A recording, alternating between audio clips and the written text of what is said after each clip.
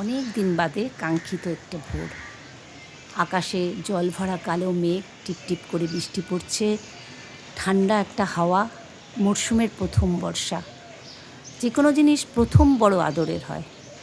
আজকাল ঘুম থেকে উঠে প্রথমেই ঈশ্বরের কাছে কৃতজ্ঞ থাকি যে আর একটা সুন্দর দিন আমাকে উপহার দেওয়ার জন্য। কারণ এখন জীবনে বেঁচে থাকাটাই একটা আশ্চর্য। জীবনে চলার পথের কোন চৌকাঠটা পেরোলে পৃথিবীর দরজাটাই বন্ধ হয়ে যাবে জানি না।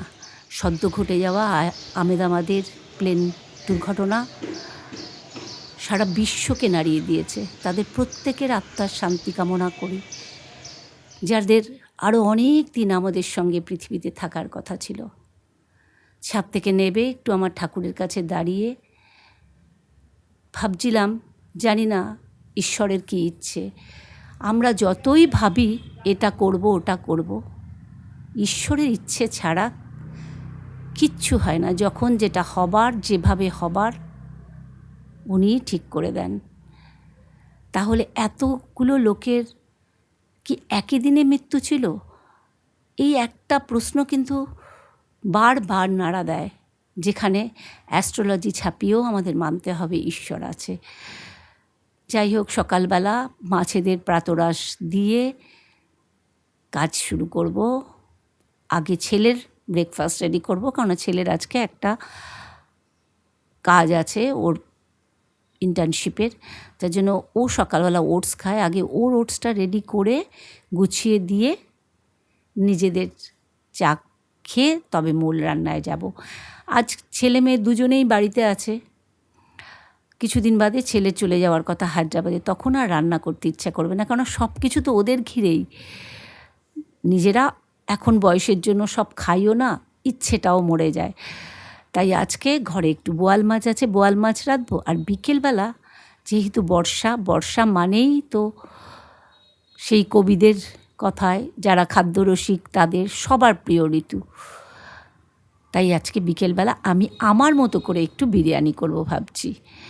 মোটামুটি কিছুটা রান্না হয়ে যাওয়ার পর ভিডিওটা অন করেছি। ওখানে একটু আলু ভাজা, পটল ভাজা করেছি, এই যে আম দিয়ে বোয়াল মাছ করব, একটু উচ্ছে বেগুন, আর ওদিকে মুসুর ডাল বসিয়েছি। ওই আম একটু মুসুর ডালেও দেবো, মানে টক ডাল করব। আর যে কথাটা বলছিলাম, যে ঘোষণা করেছে যেটা সরকারি মতে যে এতজন মারা গেছে। আচ্ছা, সত্যিই কি যে কজন ঘোষণা করেছে সেটাই?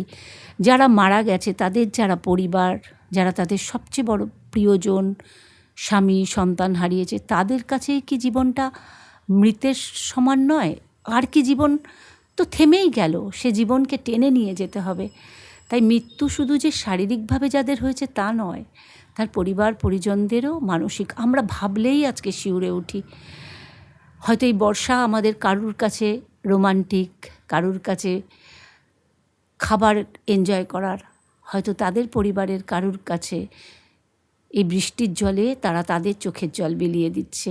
সেই অজয় চক্রবর্তীর গানটার মতো, আমার চোখে তোর বাস 12 মাস। আচ্ছা, যেভাবে আমি বোয়াল মাছটা করলাম না, আমরা পেঁয়াজ দিয়ে মাছ খাই না, রান্নার শেষে এরকম একটু আম দেবেন, ভাল লাগবে।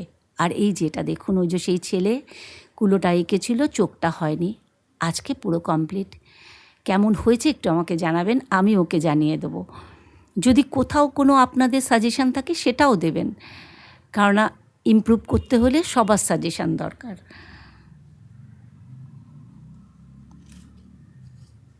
আজ বিকেলের দিকে একটু চোখও দেখাতে যাবো। এই যে গতকাল আমি চিকেনটা ম্যারিনেট করে রেখেছিলাম, ওখানে পেঁয়াজটা একটু কুচিয়ে লবণ মাখিয়ে রেখেছি, তাহলে বেরেস্তাটা করতে সুবিধা হয়। আর ওখানে একটু শুকনো খোলায় গরম মশলা ভেজে রেখেছি, ওটা আমি বিরিয়ানিতে আমার নিজস্ব মশলা।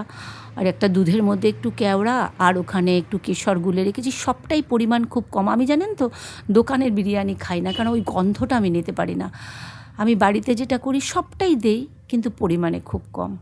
যে কথাটা বলছিলাম, যে আমরা এখন খুব টেনশানের জীবন, যে কোনো টেনশান হলেই আমরা অ্যাস্ট্রোলজির কাছে যাই। নিশ্চয়ই এই প্লেনের যে কজন ছিল তার মধ্যে 50% না হলেও অন্তত 25% গেছে। তাদের প্রত্যেককে কি কেউ বলেছে? বিশেষ করে আমি খবর থেকেই জানা যে গুজরাটের যে প্রাক্তন মুখ্যমন্ত্রী ছিলেন, উনি নাকি খুব মানতেন নিউমারোলজি, যেটা কি বলে ডেট দেখে উনি ওনার গাড়ির প্লেট নাম্বার করতেন, মোবাইল নাম্বার করতেন, ইভেন প্লেন বুকও করেছেন ওইভাবে। আচ্ছা, তাকে কি তার অ্যাস্ট্রোলজার বলেছিলেন যে আজকের দিনটা বেরোবেন না? ওইখানেই ঈশ্বরকে মানতে হয়। ওই গীতার একটা অধ্যায় আছে, বলে যখন ধর্মের ক্ষয় আর অধর্ম মাথাছাড়া দিয়ে ওঠে, অর্জুনকে কৃষ্ণ বলছেন, আমি তখন আসি নানা রূপে পৃথিবীকে রক্ষা করতে। জানি না তার কী ইচ্ছে, তাও তাকে দুহাত জোর করে প্রার্থনা করি, অনেক স্বপ্ন নিয়ে যে মানুষগুলো চলে গেছে নিরপরাধ, এইভাবে শাস্তি দিও না। কোনো বাবা মাকে এই দিন দেখিও না যে তার মৃত্যুর পর তার চিহ্নটুকু তারা দেখতে পেল না। এদিন যেন কারোর জীবনে না আসে। আচ্ছা, আমি যে বিরিয়ানিটা করছি, হয়তো আমি জানি এই চ্যানেলে আমার যে সমস্ত কুকিং চ্যানেলের বন্ধুরা আছে তারা অনেক ভালো রান্নাবান্না করেন, কেউ হাসবেন না, নিজের মতো করে মানিয়ে নেবেন। আমি আমার ছেলে মেয়েদের নিজের মতো করে রান্না করে খাওয়াই। আমি এখানে ইন্ডিয়া গেট সুপার চালটা ব্যবহার করেছি। চালটা দেখলাম খুব ভালো। আমি প্রথমে চিকেন রান্না করে নিয়েছি, তারপরে স্তরে স্তরে যেমন নর্মালি সাজায় করে দমে দেব। মোটামুটি হয়ে গেছে। ওপর থেকে এই মশলাটা আমি বাড়িতে করি। আমি কেনা যে কোনো জিনিসই একটু কমই ইউজ করেছি। আর মিঠা তো দিতে হয়, তাই কেওড়া জলও তাই, ঘিয়ের পরিমাণও কম, যাতে কারোর শরীর খারাপ না হয়। আর এখানে আমি একদম পিওর কেশরটাই আমার বাড়িতে একটু ছিল। আমি ফুড কালার খুব একটা ইউজ করি না, ওই কেশরটাই দুধে দিয়েছি।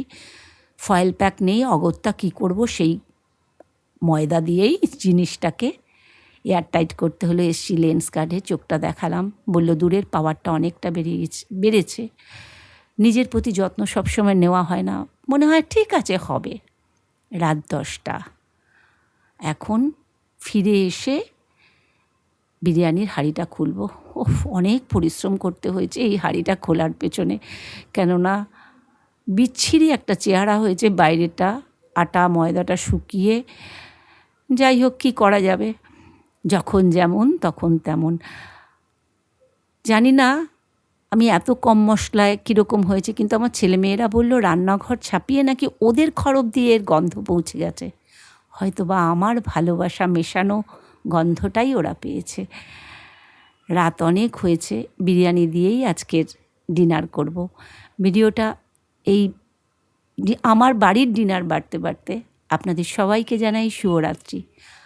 আবার দেখা হবে আরেকটি নতুন দিনে। খুব খুব ভালো থাকবেন আর এইভাবেই আমার সঙ্গে জুড়ে থাকবেন।